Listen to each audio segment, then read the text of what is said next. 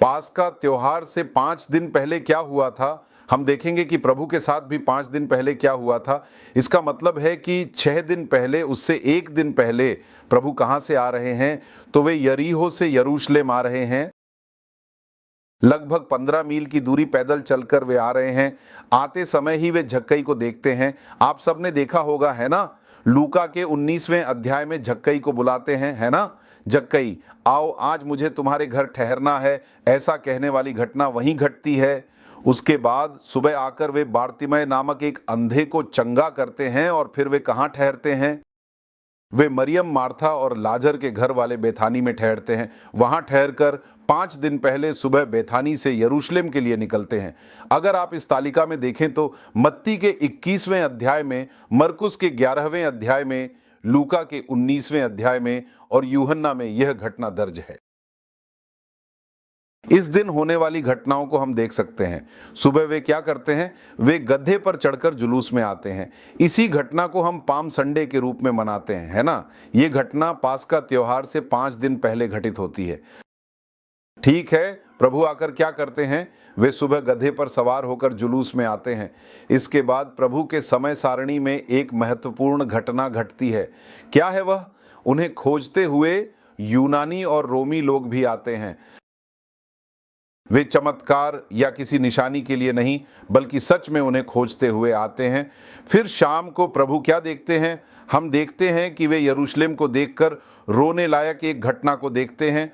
रात में वे फिर से रहने के लिए बेथानी लौट आते हैं, यह भी हम देख सकते हैं। ठीक है, सबसे पहले वह जिसे ट्रायम्फल एंट्री कहा जाता है, यानी विजयी रूप में उनका प्रवेश, वह एक विजय जुलूस के रूप में आता है ना। यदि हम मत्ती 21वें अध्याय के पहले 9 पदों को पढ़ें तो हम उसमें प्रवेश करेंगे, तभी हमें इसे आसानी से और स्पष्ट रूप से समझने में सुविधा होगी। मत्ती का 21वां अध्याय, पहले 9 पदों को देखिए। वे लोग जब वे यरूशलेम के पास पहुंचे और जैतून पर्वत के निकट आए, तब यीशु ने अपने 2 चेलों से कहा, तुम्हारे सामने जो गांव है उसमें जाओ। जैसे ही तुम वहां पहुंचोगे, वहां एक गद्दी बंधी हुई मिलेगी, उसके साथ एक छोटा बच्चा भी बंधा हुआ मिलेगा। तुम उन्हें तुरंत खोलकर मेरे पास ले आना। अगर कोई व्यक्ति तुमसे कुछ भी कहे तो उनसे कहना कि यह सब कुछ प्रभु के महत्वपूर्ण कार्य के लिए चाहिए, वह तुरंत ही उन्हें तुम्हारे साथ भेज देगा। देखो, तुम्हारा महान राजा अत्यंत नम्र स्वभाव वाला है। गधे की और गधे के बच्चे की पीठ पर चढ़कर वह तुम्हारे पास आ रहा है। यह बात सियोन की बेटी से कहो, ऐसा भविष्यवक्ता के द्वारा कहा गया था।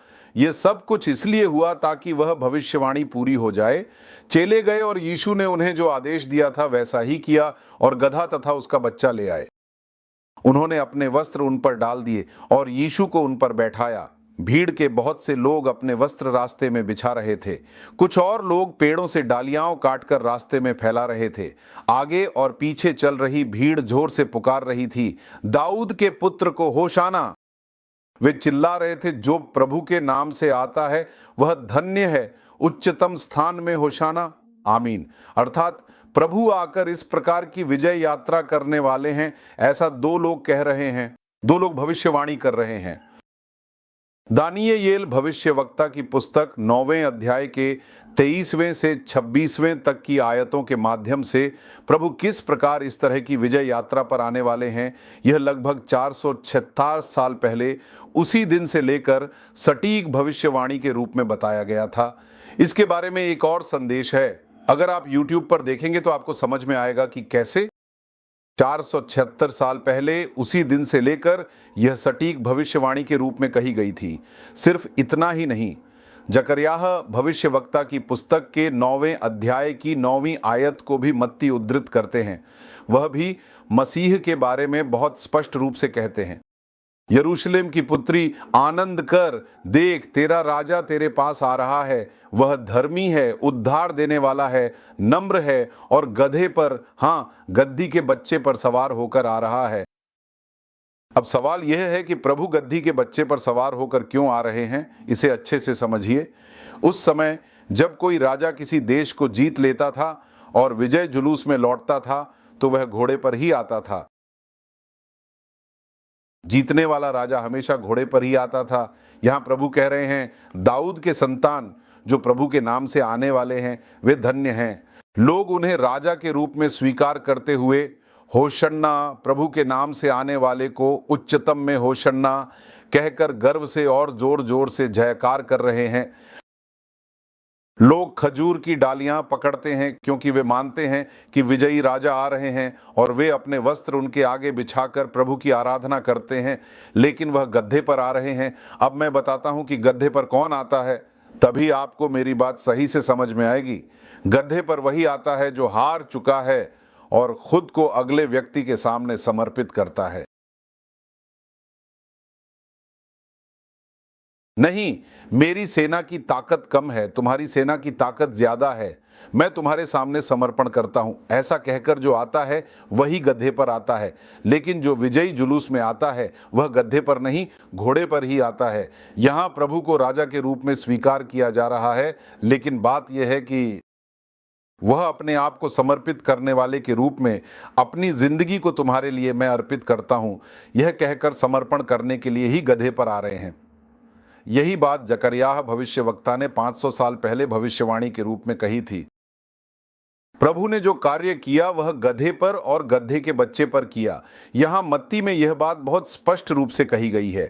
मत्ती ने जो पुस्तक लिखी वह यहूदियों के लिए लिखी गई थी, इसलिए उसमें बहुत स्पष्ट रूप से बताया गया है कि जकरयाह भविष्यवक्ता ने जो कहा उसे प्रभु ने कैसे पूरा किया। यहां हम देख सकते हैं कि प्रभु ने कैसे ठीक उसी तरह पूरा किया जैसा कहा गया था, क्योंकि जब प्रभु यहां आए तो वहां बड़ी भीड़ आकर क्या कह रही थी, वे प्रभु को होशन्ना कहकर पुकार रहे थे। इन 4 बातों से अगर आप देखें तो ये चारों सुसमाचारों में भी मिलता है। प्रभु द्वारा कही गई बात को देखिए, मत्ती 21:9 में क्या कहा गया है, दाऊद के पुत्र को होशन्ना। लूका 19:28 में क्या कहा गया है, राजा धन्य है, ऐसा कहा गया है। यूहन्ना 12:13 में क्या कहा गया है, इज़राइल का राजा धन्य है। मरकुस 11:9 में क्या कहा गया है, जो प्रभु के नाम से आता है वह धन्य है। फिर मरकुस 11:10 में क्या कहा गया है, हमारे पिता दाऊद का राज्य जो प्रभु के नाम से आता है वह आशीर्वादित हो। ऊंचे स्थानों में होशाना कहकर जयकार करो। फिर से देखिए मरकुस 11:10, मत्ती 21:9 और लूका 19:28 में स्वर्ग में शांति और ऊंचे स्थानों में महिमा हो। अब आपको इस ऐतिहासिक पृष्ठभूमि को 11 मिनट में समझना है। यहां क्या हो रहा है वह यह है कि रोमन साम्राज्य यरूशलेम पर शासन कर रहा है।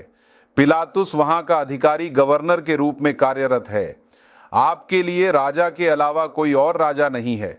अगर कोई कहे कि राजा के खिलाफ कोई और राजा है तो वे आपको मार डालेंगे। अब प्रभु यीशु मसीह गधे पर सवार होकर आ रहे हैं। सभी लोग उनके चारों ओर खड़े होकर कह रहे हैं, दाऊद के राज्य में आए राजा, आपका राज्य आए, आपका नाम महिमा मंडित हो। इससे यहूदियों को एक और बहुत डर लग रहा है, क्योंकि आप आकर क्या कर रहे हैं, आप रोम साम्राज्य के खिलाफ काम कर रहे हैं। ऐसा कहकर वे आपको दंडित कर सकते हैं। इसलिए जो लोग चारों ओर हैं वे क्या कह रहे हैं, सर उन्हें चुप रहने के लिए कहिए।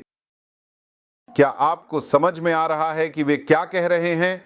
वे आपको राजा कह रहे हैं, वे होशन्ना कह रहे हैं, वे कह रहे हैं दाऊद के पुत्र की स्तुति हो, वे आपको भगवान कह रहे हैं। उन्हें चुप रहने के लिए कहिए। ध्यान से सुनिए, आप संदर्भ को समझ लीजिए, क्योंकि जब वे ऐसा कहते हैं तो राजा के विरुद्ध कोई खड़ा नहीं हो सकता। अब वे राजा के विरुद्ध बोल रहे हैं। अब वे कह रहे हैं कि बाकी लोग भी बोल रहे हैं, उन्हें चुप रहने के लिए कहिए। लेकिन प्रभु क्या कहते हैं? लूका 19:40 में वह क्या कहते हैं? जब मैं आया, यानी जब प्रभु यीशु मसीह पृथ्वी पर थे, तब उन्होंने कभी भी खुद को ईश्वर या भगवान कहकर पूजा करने की अनुमति नहीं दी। कुछ जगहों पर अगर आप देखेंगे तो 111 स्थानों पर यह उल्लेख मिलता है। जब लोगों ने उनकी पूजा की तो प्रभु ने उसे स्वीकार किया। लेकिन एक समय ऐसा था जब उन्होंने खुद को राजा कहने की अनुमति बिल्कुल नहीं दी। अगर आप यूहन्ना का 7वां अध्याय और यूहन्ना का 6ठा अध्याय 15वां पद पढ़ेंगे तो आपको पता चलेगा। जब लोग उन्हें राजा बनाने की कोशिश कर रहे थे तो वे उस जगह से चले गए, क्योंकि वे जबरदस्ती करने की कोशिश कर रहे थे। इसीलिए यहाँ एक महत्वपूर्ण उत्तर है। लूका 19:40 पढ़िए। बहन, उन्होंने उन्हें उत्तर दिया और उन्होंने उन्हें अपने उत्तर में स्पष्ट रूप से कहा, अगर ये लोग वास्तव में चुप रहेंगे तो मैं निश्चित रूप से कहता हूं कि ये पत्थर ही पुकार उठेंगे और गवाही देंगे। अब वह समय आ गया है जब तुम मुझे राजा के रूप में स्वीकार करो। अगर तुम इन लोगों को चुप रहने के लिए कहोगे तो देखो इन पत्थरों को, ये पत्थर भी उठकर मुझे पुकारेंगे, क्योंकि सृष्टि की हर एक चीज जानती है कि यीशु ही प्रभु हैं, बस हमें ही थोड़ी समझ कम है। यही छठी इंद्रिय बुद्धि मिलने से ही हमें समस्या और चिंता है। बाकी सब पेड़, आकाश, धरती प्रभु की महिमा करते हैं। जब हम भजन संहिता को ध्यान से देखते हैं तो यह स्पष्ट है, लेकिन हम इंसान ही हैं जो बार बार पूछते रहते हैं कि क्या वह प्रभु हैं, क्या वह जी उठे हैं या नहीं, यही है वह है, ऐसे सवाल करते हैं। मैं आपको एक छोटी जानकारी देता हूं। प्रभु ने आकर नूह से जहाज बनाने के लिए कहा। उन्होंने कहा कि हर जानवर को जोड़े में लाने के लिए कहो। क्या नूह ने जाकर सबको यह बात बताई? अगर नूह ने भैंस से जाकर कहा तू आ जा और 120 साल तक लोगों के बच्चों को बुलाया तो एक भी आदमी नहीं आया, लेकिन सारे जानवर सही समय पर आ गए। ये अंजलि भी अपना काम बिल्कुल सही कर रही है।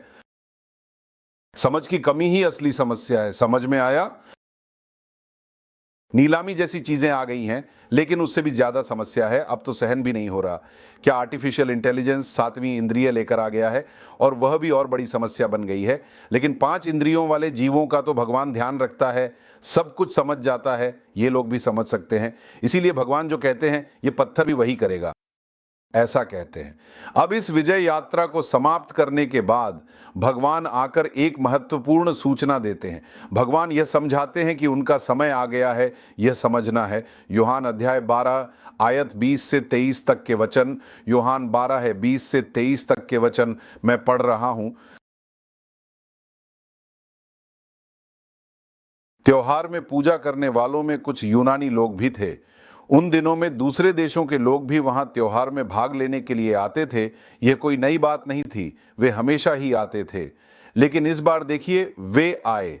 वे गलील प्रदेश के बेतसैदा नगर के फिलिप के पास आए। उन्होंने फिलिप से कहा, सर, हम यीशु को देखना चाहते हैं। फिलिप जाकर यह बात अंद्रयास को बताई। फिर अंद्रयास और फिलिप दोनों ने मिलकर यीशु को यह बात बताई। तब यीशु ने उनसे कहा, मनुष्य का पुत्र महिमा पाने के लिए तैयार है। यह अच्छा हुआ। हर साल कोई न कोई आते हैं, बाकी लोग भी आते हैं। वे चमत्कार, अद्भुत कार्य और चिन्ह देखने के लिए आते हैं, तब कुछ भी नहीं होता।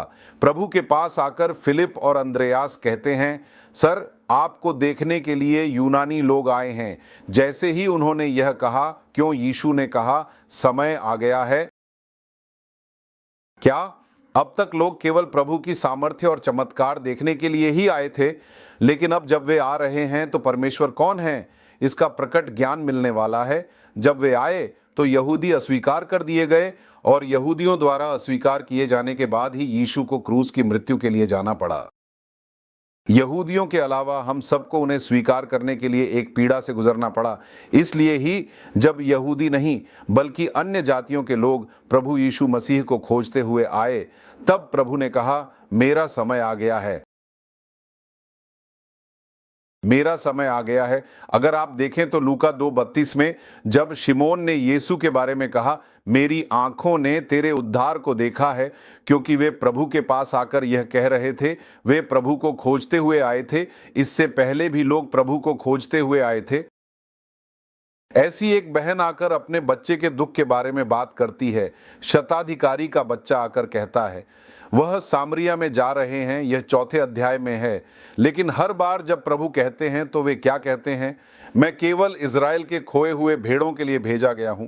मत्ती 10वां अध्याय 5वीं आयत 23वां वचन, अध्याय 24 ये वचन है। ये सब क्या है? यीशु का पृथ्वी पर इस संसार में सेवा किसके लिए थी? यहूदियों के लिए। उन्हें उनके द्वारा अस्वीकार किया जाना चाहिए और फिर दूसरों को आकर उन्हें खोजना चाहिए। यही बात है। इसमें जैसे ही वह अन्य जातियों से आया, उसे यह बात समझ में आ गई। अब मेरा समय आ गया है। ऐसा कहकर इसी कारण यीशु कहते हैं, वे आकर कोई भी चिन्ह देखने नहीं आए, कुछ भी देखने नहीं आए। ऐसा कहकर 24 से 27 तक के वचन यूहन्ना 12 में देखिए, सचमुच सचमुच मैं तुमसे कहता हूँ, गेहूं का दाना यदि भूमि में गिरकर न मरे तो वह अकेला ही रहता है। ध्यान से सुनिए, वे कब कहते हैं? जैसे ही यूनानी लोग उन्हें खोजते हुए आए, वे कहते हैं कि मेरा समय आ गया है। कौन सा समय? मेरा मरने का समय आ गया है। मेरा मरने का समय, मेरा समय। कौन सा समय? मुझे मरना है, मुझे कलवरी की क्रूस पर जाना है, यही मेरा समय आ गया है। गेहूं का दाना जमीन में गिरकर मरना चाहिए, अगर वह मर जाए तो बहुत फल लाता है। जो अपनी जान से प्रेम करता है वह उसे खो देगा, और जो इस संसार में अपनी जान से बैर करता है वह उसे अनंत जीवन के लिए सुरक्षित रखेगा। जो कोई मेरी सेवा करता है उसे मेरा अनुसरण करना चाहिए, और जहाँ मैं हूँ वहाँ मेरा सेवक भी होगा। जो कोई मेरी सेवा करेगा उसे पिता सम्मानित करेगा। अब मेरी आत्मा व्याकुल है, मैं क्या कहूँ?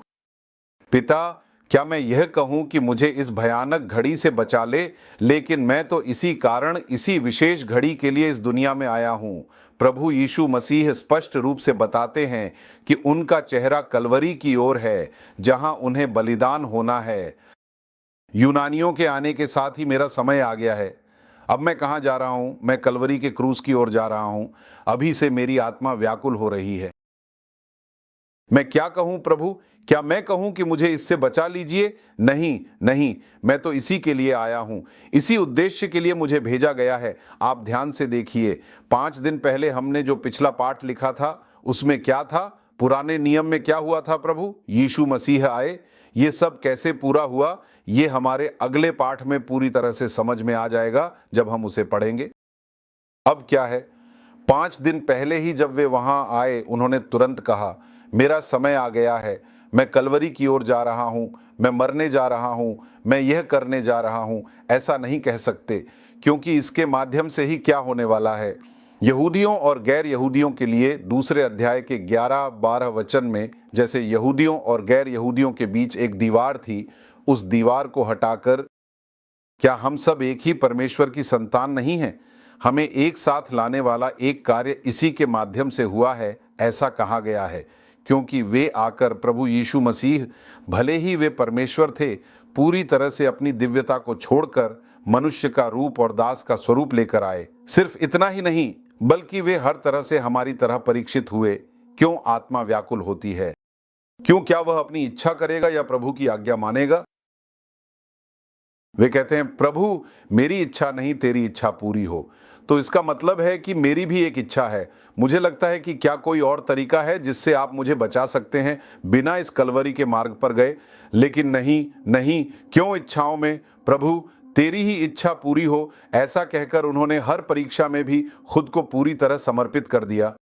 इसी के माध्यम से हमारे लिए वे पाप बन गए, पाप का बलिदान बन गए, और हमारे पापों के लिए उन्होंने क्रूस पर चढ़कर हमें छुड़ाने के लिए अपना जीवन दिया।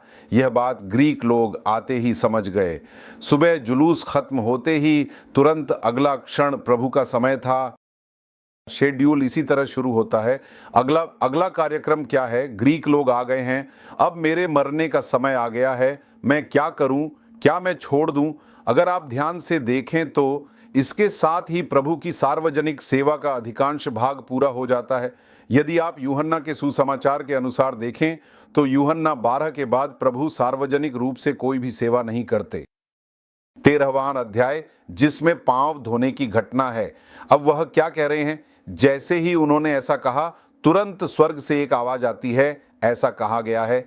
वे व्याकुल होकर कहते हैं, प्रभु क्यों यह इच्छा पूरी करनी है? आपकी इच्छा पूरी हो, ठीक है, मैं तो इसी के लिए आया हूं। जैसे ही उन्होंने ऐसा कहा, चित्र में से एक आवाज आती है।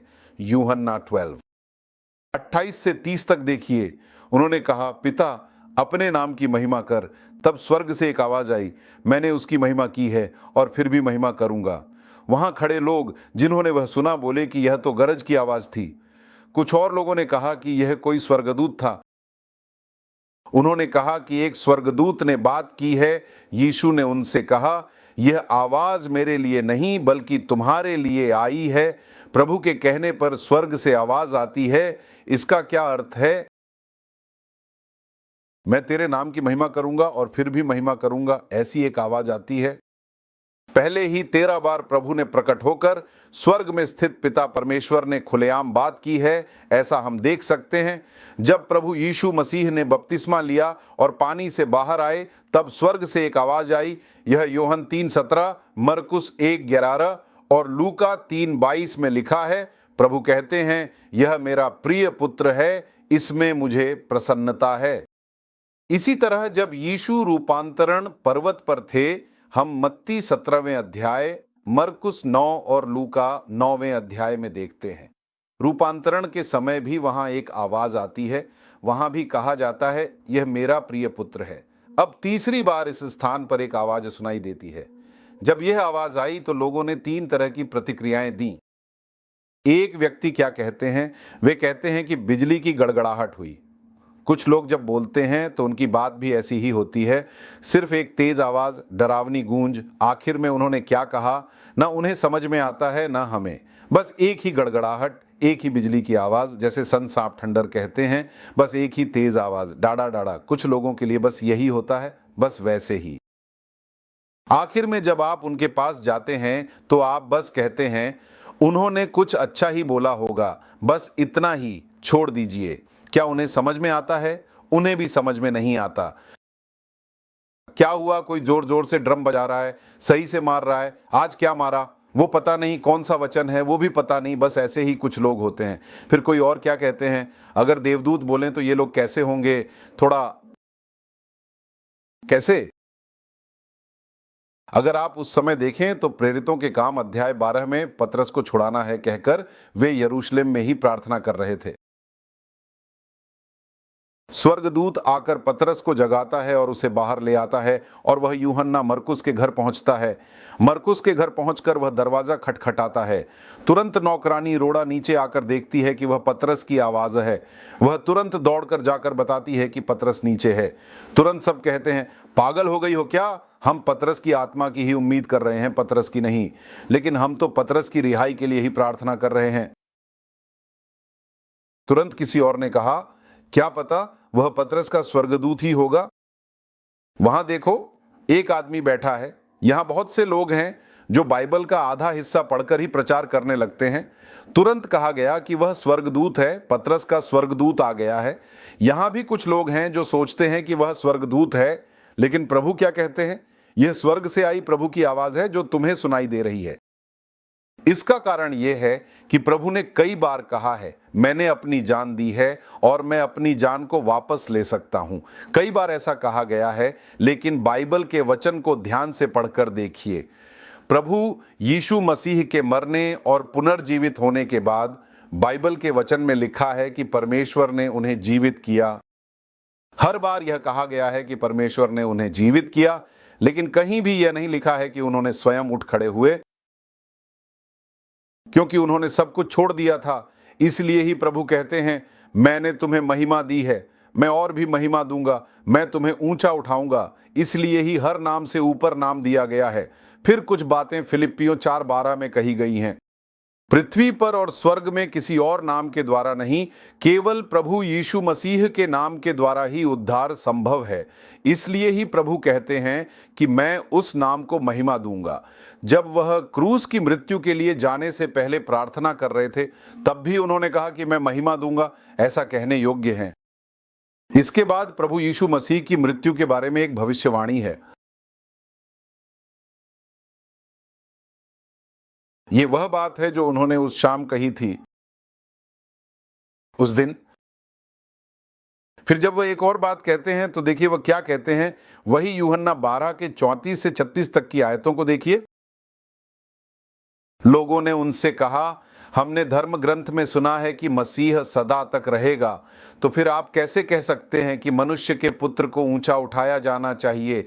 यह मनुष्य का पुत्र कौन है? इस पर यीशु ने कहा, थोड़े समय के लिए और प्रकाश तुम्हारे साथ है, ताकि अंधकार तुम्हें न घेर ले। जब तक प्रकाश तुम्हारे साथ है तब तक चलो, ताकि अंधकार तुम्हें न घेर ले।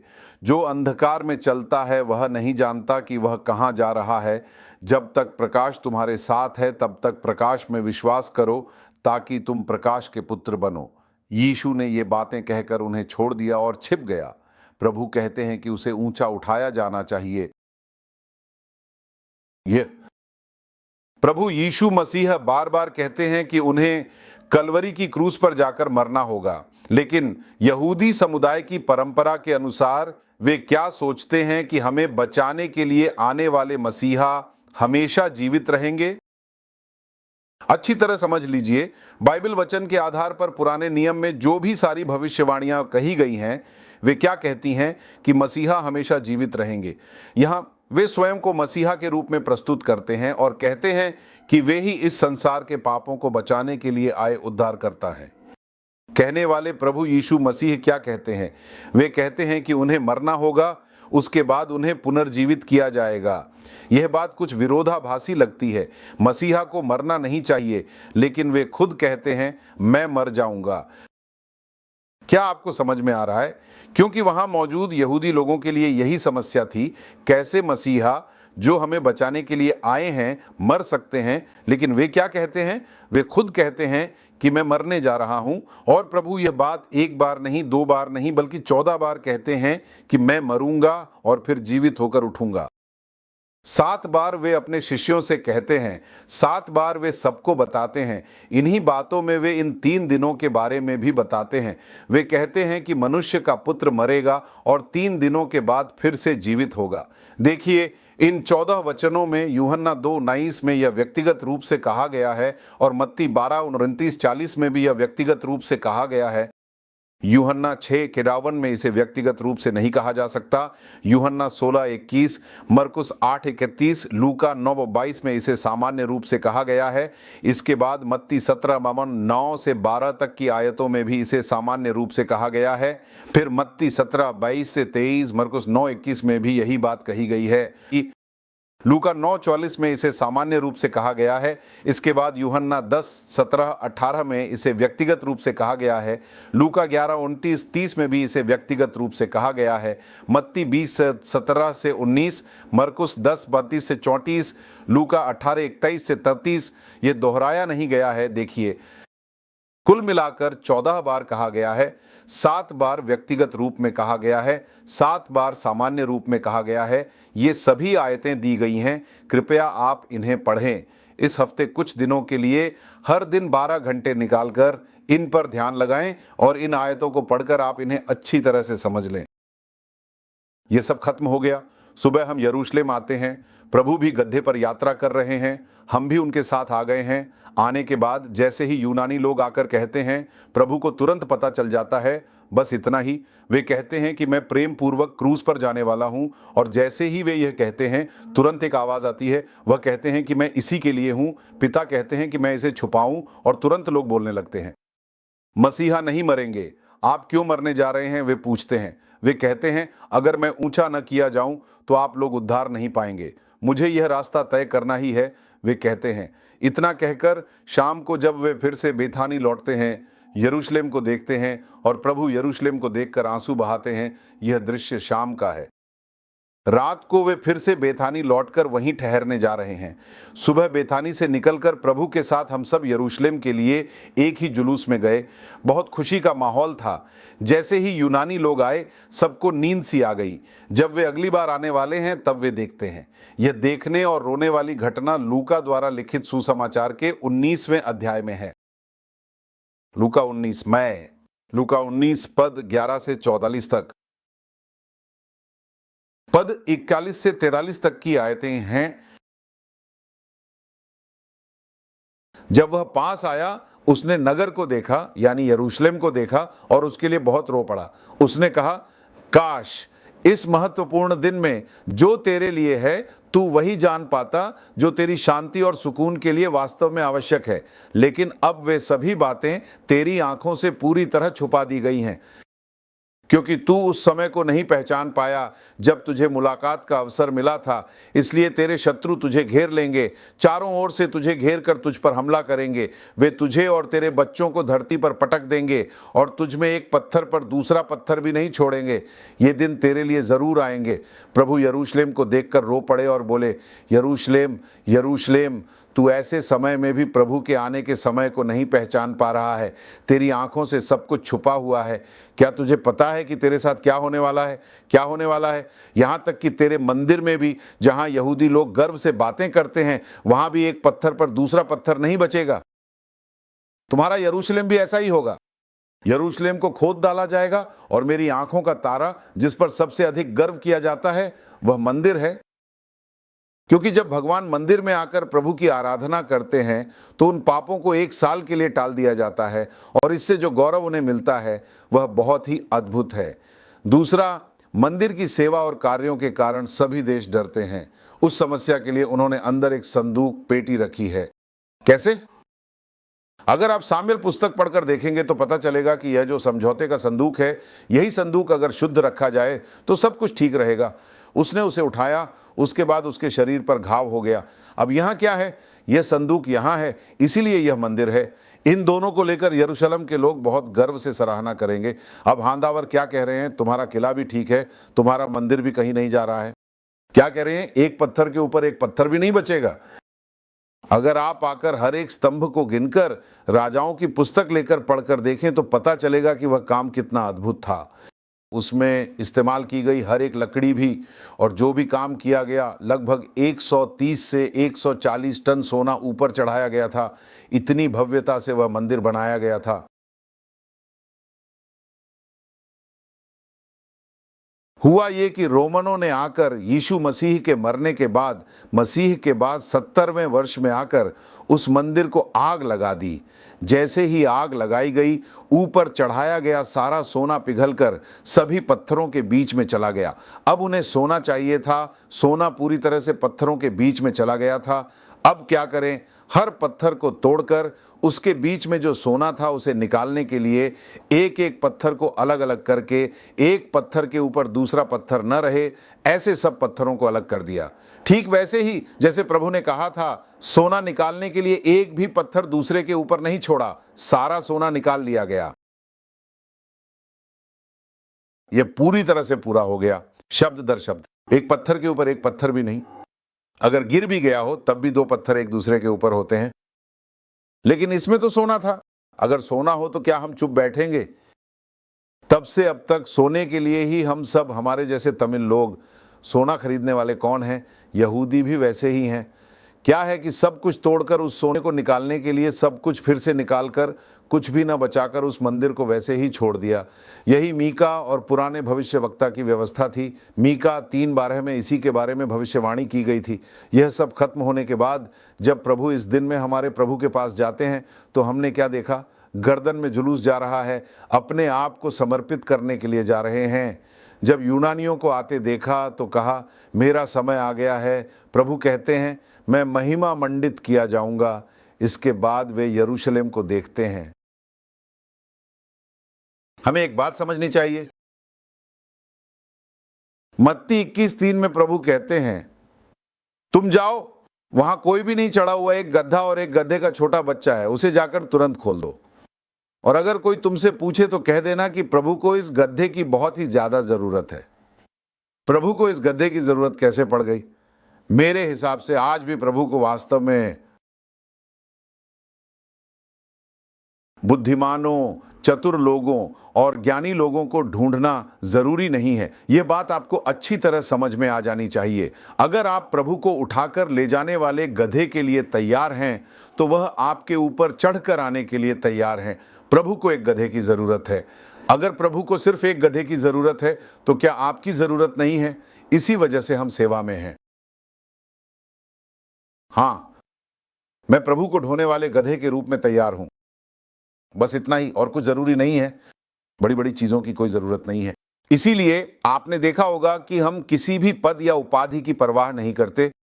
देखिए यीशु मसीह क्या कहते हैं, मैं तुम्हें भाई कहने में शर्म नहीं करता। फिर भी हमारे लिए कितने सारे पद हैं, डॉक्टर, बिशप, कार्डिनल, वह pastor, senior pastor, associate pastor, यह पास्टर, वह पास्टर, पोप, कितनी सारी उपाधियां, लेकिन हमें इनकी ज़रूरत नहीं है। सोचिए, प्रभु कहते हैं मुझे सिर्फ एक गड्ढा चाहिए। क्या आप उस गड्ढे के रूप में तैयार हैं? क्या आप उस गड्ढे के रूप में तैयार हैं जो उन्हें ढोकर ले जाता है? अगर आप तैयार हैं तो सुनिए क्या होता है। इस गड्ढे के साथ एक छोटी सी घटना होती है। सब लोग अपनी डालियां उठाते हैं, होशन्ना होशन्ना कहते हैं, अपने कपड़े आगे बिछाते हैं और इस गधे को सम्मान मिल जाता है।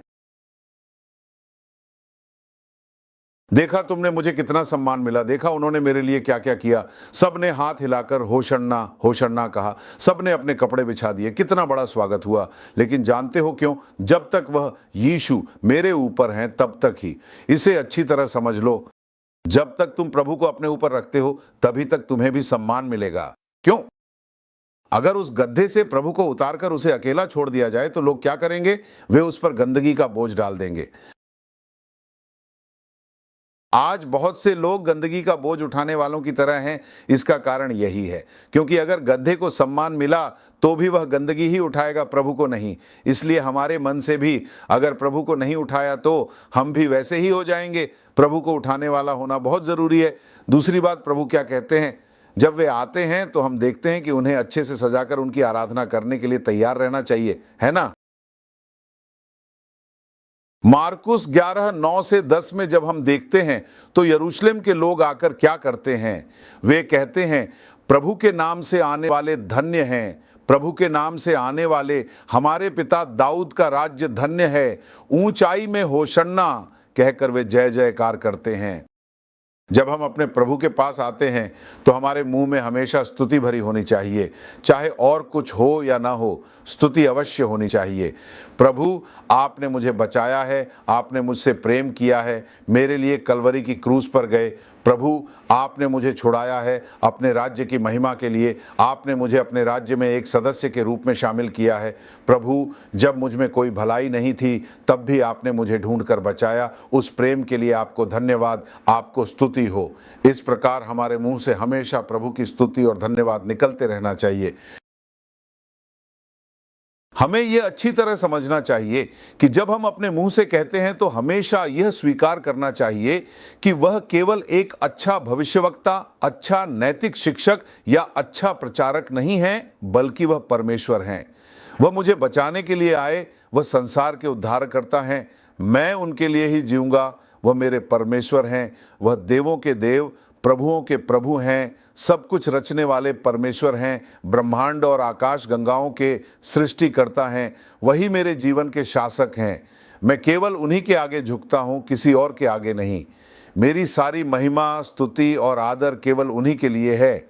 हमारे मुंह से हमेशा उनकी स्तुति निकलनी चाहिए। जब ऐसा होता है तो हम उनके बच्चे बन जाते हैं। नहीं तो हम क्या करने लगते हैं? हम किनारे खड़े होकर सोचने लगते हैं, यह कौन है? क्या यह बिजली है या स्वर्गदूत हैं या कुछ और हम तरह तरह की व्याख्याएं करने लगते हैं। लेकिन जब हम अपने प्रभु पर विश्वास करते हैं और उनके बच्चे बनते हैं तो सबसे पहले हमें यह देखना चाहिए, क्या मैं वह गधा हूं जो तैयार है? प्रभु, मैं इस यात्रा में आपके साथ आया हूं। आज इस दिन मैं आपके साथ बेथानिया से यरूशलेम आया हूं। फिर भी मेरे मन में यही है कि मैं वही गधा बनना चाहता हूं। इसीलिए ही पहला कुरिन्थियों 6:19 से 20 कहता है, क्या तुम नहीं जानते कि तुम्हारा शरीर पवित्र आत्मा का मंदिर है? तुम खरीदे गए हो, तुम अपने नहीं हो। हम परमेश्वर के पवित्र आत्मा का मंदिर हैं। हम वे लोग हैं जो परमेश्वर की उपस्थिति को अपने साथ लेकर चलते हैं।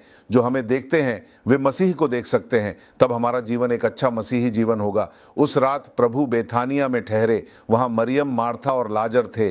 रात को खाना कैसे बनेगा? मार्था हमेशा व्यस्त रहती थी। हम खाना खा लेते हैं, फिर ये सब बाइबल वचन पढ़ते हैं और सुबह फिर प्रभु के साथ यरूशलेम जाएंगे। आंखें बंद करके हम प्रार्थना करेंगे। मेरे प्रिय भाइयों और बहनों, प्रभु को एक ऐसे गधे की ज़रूरत है जो उन्हें अपने ऊपर उठा सके। प्रभु, यह मेरा ज्ञान नहीं, मेरी समझ नहीं, मेरा काम नहीं, जब तक मैं आपको अपने ऊपर उठाए रखूं। इसीलिए प्रभु, क्या आप हमारे ऊपर हैं या नहीं, इसे हम खुद जांचें। ऐसा एक अवसर हमें दें स्वामी। हाँ प्रभु, हमने इस वचन में देखा है। प्रभु, क्या आप अपने समय को जानने और समझने वाले हैं?